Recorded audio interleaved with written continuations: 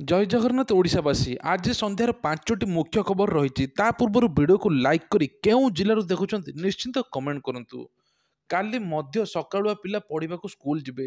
ଜୁନ 22ରୁ ସ୍ୱାଭାବିକ ଭାବେ ପରିଚାଳନା ହେବ ବିଦ୍ୟାଳୟ।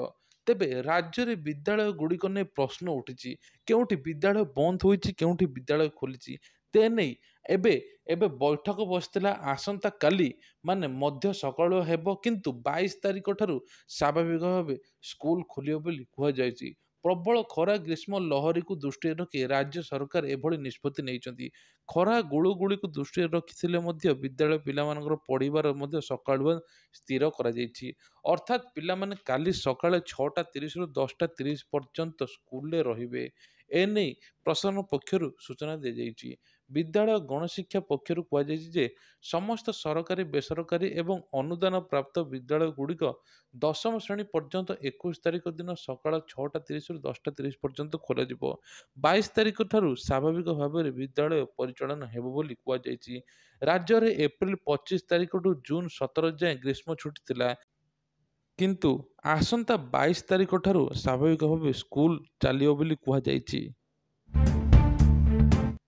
ଆଉ ଦିନକ ପରେ ଦେବସ୍ନାନ ପୂର୍ଣ୍ଣିମା। ଆଜି ରାତି 12ଟାରୁ କାଲି ଦିନ 11ଟା ଯାଏଁ ବନ୍ଦ ରହିବ ସର୍ବସାଧାରଣ ଦର୍ଶନ।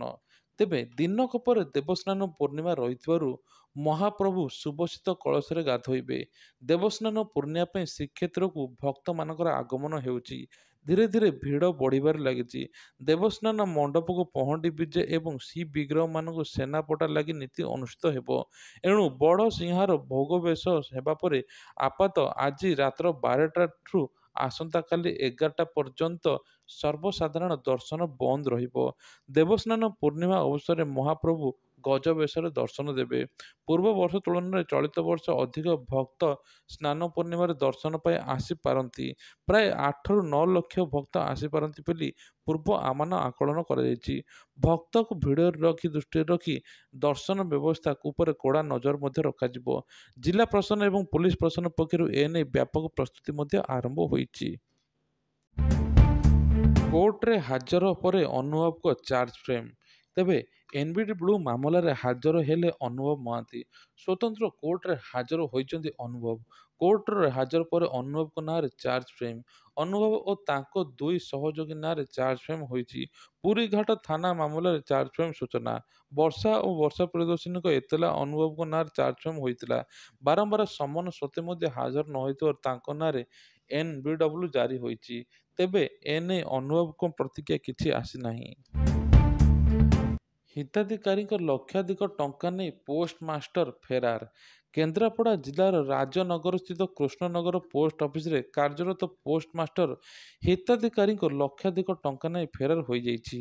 ସେ ହିତାଧିକାରୀଙ୍କ ଜମା ଖାତାରୁ ଟଙ୍କା ଉଠାଇ ଫେରାର ହୋଇଯାଇଛି। ତେବେ ଶତାଧିକ ହିତାଧିକାରୀଙ୍କ ଖାତାରୁ ଲକ୍ଷାଧିକ ଟଙ୍କା ଲୁଟ୍ ହୋଇଥିବା ଅଭିଯୋଗ ହୋଇଛି। ଖବର ପାଇ ଘଟଣାସ୍ଥଳରେ ତହସିଲଦାର ସମେତ ପୋଷ୍ଟ ଅଫିସର ବରିଷ୍ଠ ଅଧିକାରୀ ପହଞ୍ଚିକି ତଦନ୍ତ ଜାରି କରୁଛନ୍ତି। ପୋଷ୍ଟମାଷ୍ଟର ଦୀପକ ଦାସ ତେବେ ଗତ 11 ଦିନ ହେବ ଅଫିସରେ ଅନୁପସ୍ଥିତ ଥିଲେ। ଏନେଇ ହିତାଧିକାରୀଙ୍କ ମନରେ ସନ୍ଦେହ ଉପୁଜିଲା। ହିତାଧିକାରୀମାନେ ପୋଷ୍ଟ ଅଫିସରେ ଜମା ଖାତା ଚେକ୍ କରିବାରୁ ସେଥିରେ ଟଙ୍କା ଉଠାଇଥିବା ଜଣାପଡ଼ୁଛି। ଶତାଧିକ ହିତାଧିକାରୀ ଖାତାରୁ ଟଙ୍କା ଗାୟବ ହୋଇଯାଇଛି ବୋଲି ଜଣାପଡ଼ିଛି। ପୋଷ୍ଟମାଷ୍ଟର ଦୀପକ ଦାସଙ୍କର ଖୋଜା ଚାଲିଛି। ଏବେ ସେ ନିଖୋଜ ଅଛନ୍ତି।